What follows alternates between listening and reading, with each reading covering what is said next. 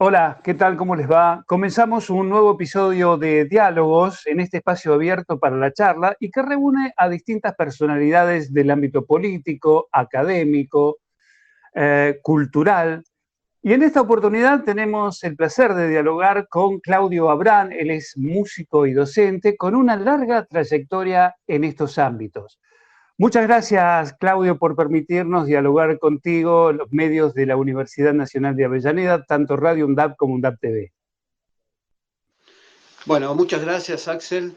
Un gustazo grande volver a reencontrarnos después de tanto tiempo. Y sabes que te escuchaba la presentación y hay algo que me toca doblemente. Cuando decís del ámbito académico, por un lado porque soy docente y por otro lado hincha de Racing. Así que soy académico por dos lados. Bien, bien, es completo, digamos. Está muy bien. Bueno, pero ¿por dónde empezar con tu larga trayectoria? Vamos a empezar por la de músico. Sos músico, sos guitarrista, sos compositor, sos arreglador. Bueno, ¿cómo arranca todo esto?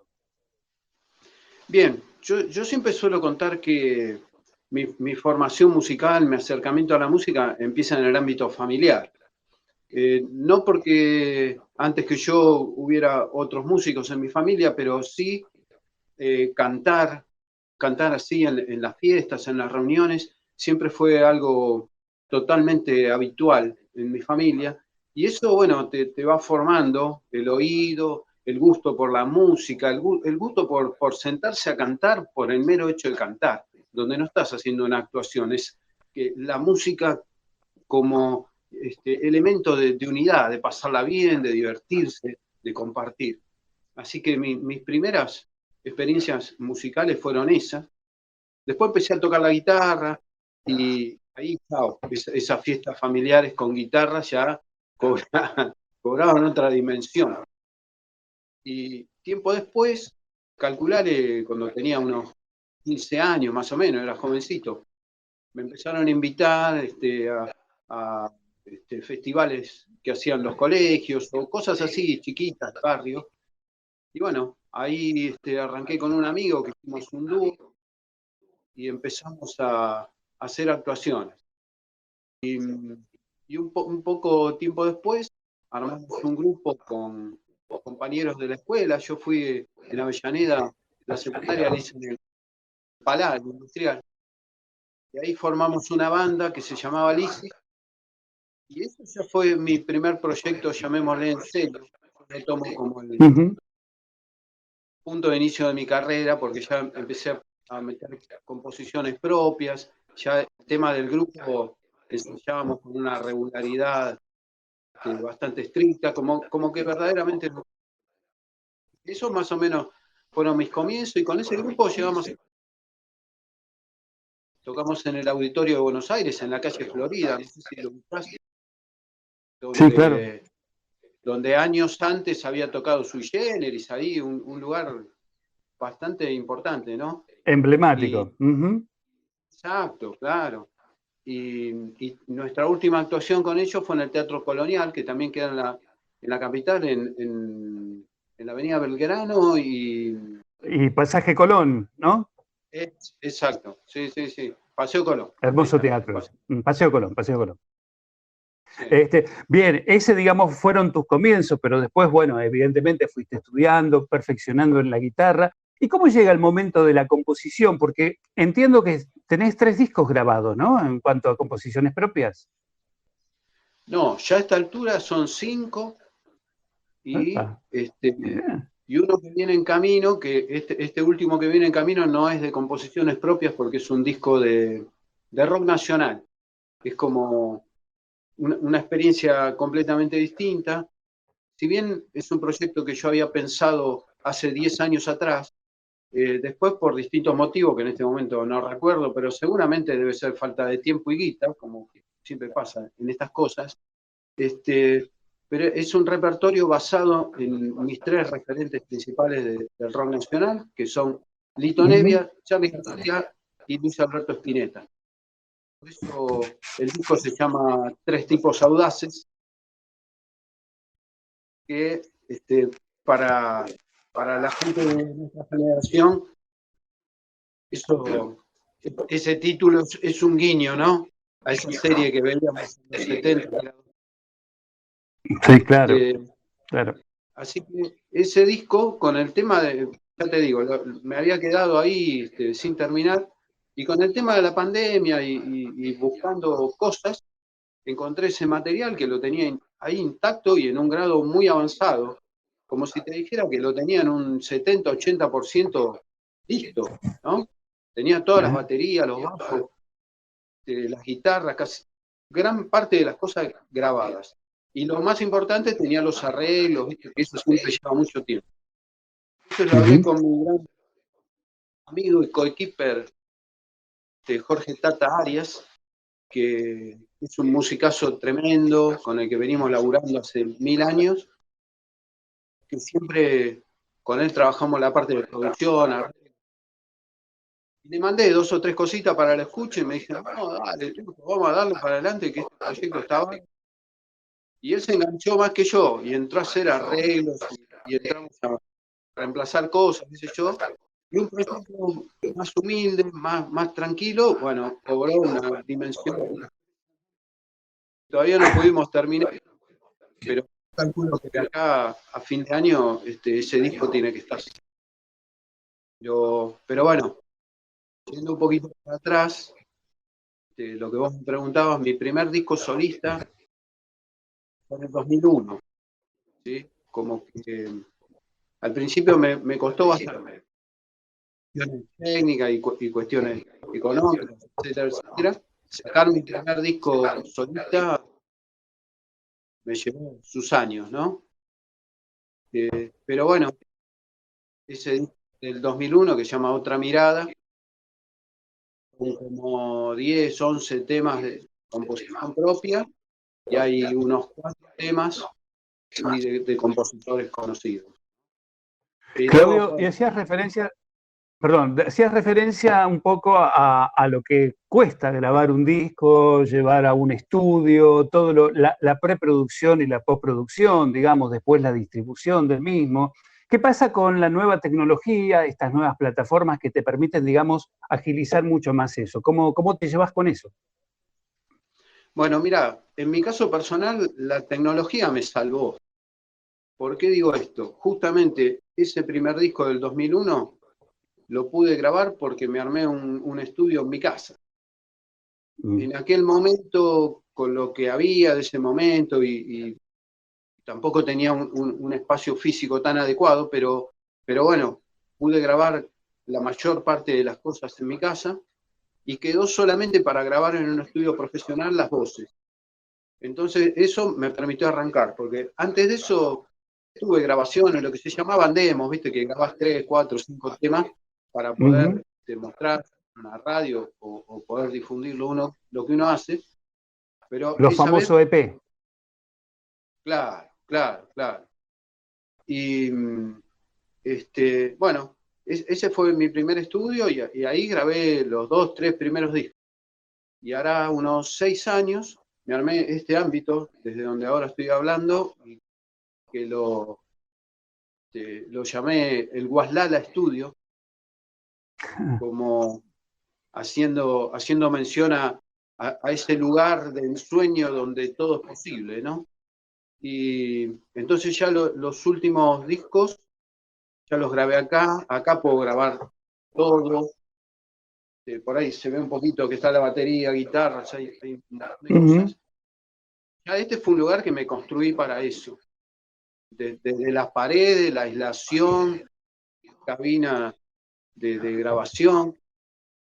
Y la última etapa, digamos los últimos 3, 4 años, la tecnología también me permitió ir trabajando a distancia, con los distintos músicos, o también acá con el productor Arias, nos mandamos cosas por internet, puedes mandar un audio que llega con una calidad impresionante, que también facilita que no se tenga que estar desplazando todo el tiempo, ganas tiempo y un montón de cosas, que con la pandemia se agudizó completamente, porque ahí ya no podíamos ir a ningún lado.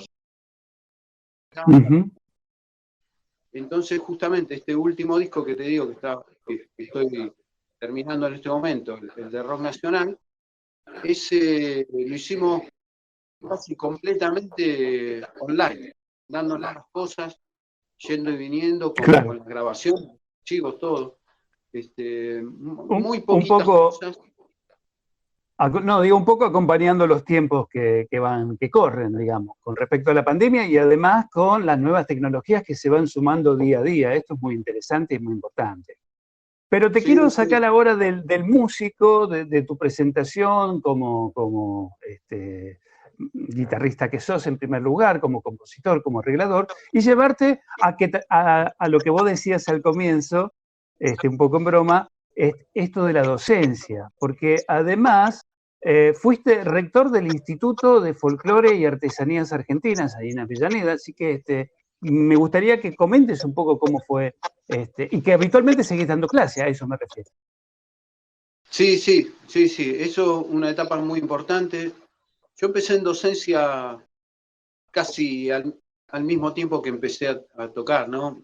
Digamos, pocos años después. Yo por ahí tenía 18 años y ya empecé a dar clases particulares de guitarra y esas cosas. Unos años después, en el 83, por ahí, me salieron horas para empezar a dar clases en colegios. Y también, poco tiempo después, por el 84 más o menos, ingresé primero al Instituto de Educación por el Arte de Avellaneda, IMEPA.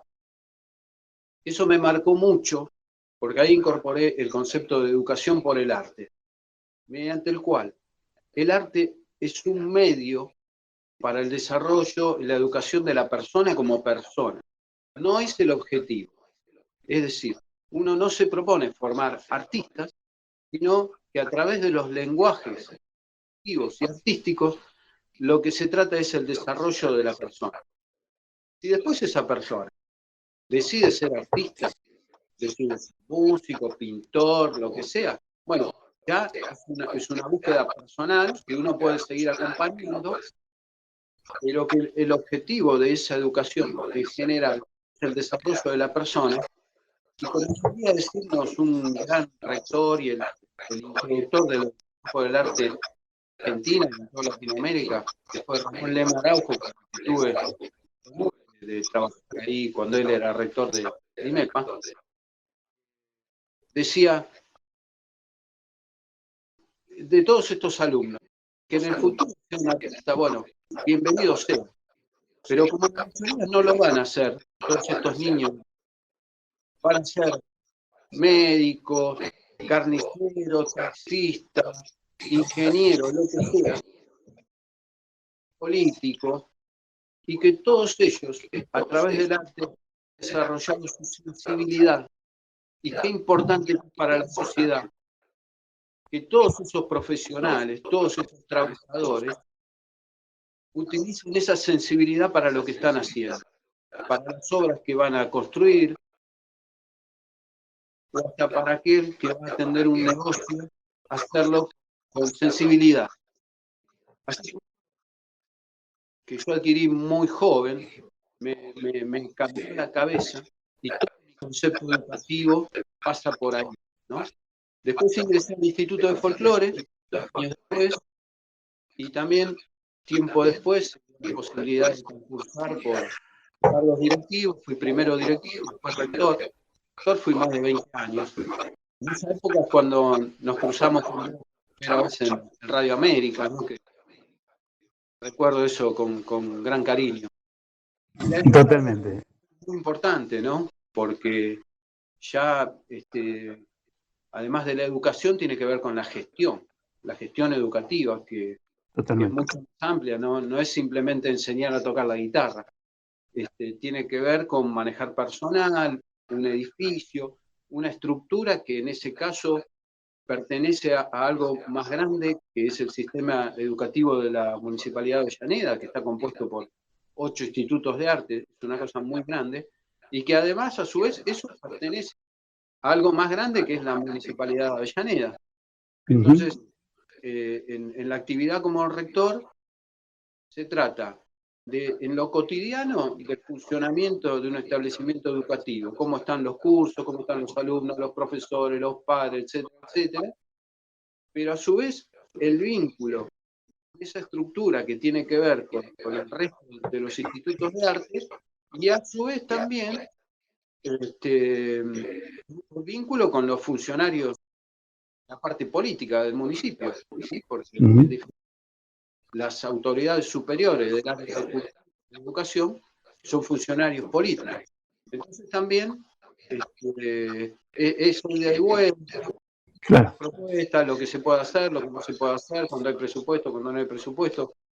Todo eso también fue un aprendizaje importantísimo, porque ahí uno descubre que las cosas no dependen solamente de la voluntad de uno. Por más que uno le ponga garra y la dedicación a las cosas, muchas decisiones pasan por niveles que están muy por encima de lo que uno puede decidir o de lo que uno puede hacer. Tal cual. Principalmente en cosas presupuestarias, por ejemplo, ¿no? Entonces, bueno, hay que aprender a hacer lo posible con lo que hay. ¿Sí? Tenemos este presupuesto, tenemos este personal, tenemos estos recursos, bueno, con esto, ¿qué es lo que podemos hacer? Bueno, y adelante con esto. Fue una experiencia muy enriquecedora porque una buena forma de gestionar sin lugar a dudas. sí. Claudio, quiero agradecerte este diálogo que hemos tenido, felicitarte por tu labor y sobre todo, como siempre decimos, entendiendo de que el arte es la mejor herramienta para embellecer la vida. Así que muchísimas gracias por esta charla y te mando un abrazo muy grande y mucha suerte en el futuro. Bueno, yo te agradezco enormemente este encuentro. ¿Puedo pasar un último aviso chiquito? Sí, señor. El 27 de octubre, todavía falta más de un mes, pero bueno, lo quiero decir ahora, en el Teatro Roma, esto es un día miércoles a las 20 horas, 27 de octubre, hago un espectáculo que se llama 40 años en la música, que justamente es el tiempo mío en esta actividad, donde va a haber muchos invitados y toco con la banda mía actual. Entre los invitados me acaba de confirmar ayer Graciela Carabajal. Ya tengo confirmado también a un gran amigo y grandísimo músico que es Germán Martínez, la presencia de Tata Arias también y todos los muchachos que me acompañan siempre. Así que bueno, ya largo la invitación y por supuesto vos estás invitado también. Te agradezco mucho y ahí estaremos. Te mando un abrazo muy grande y mucha suerte, Claudio. Bueno, lo mismo para vos que ya te digo, te vengo siguiendo y siempre es muy interesante lo que haces. Muchas gracias.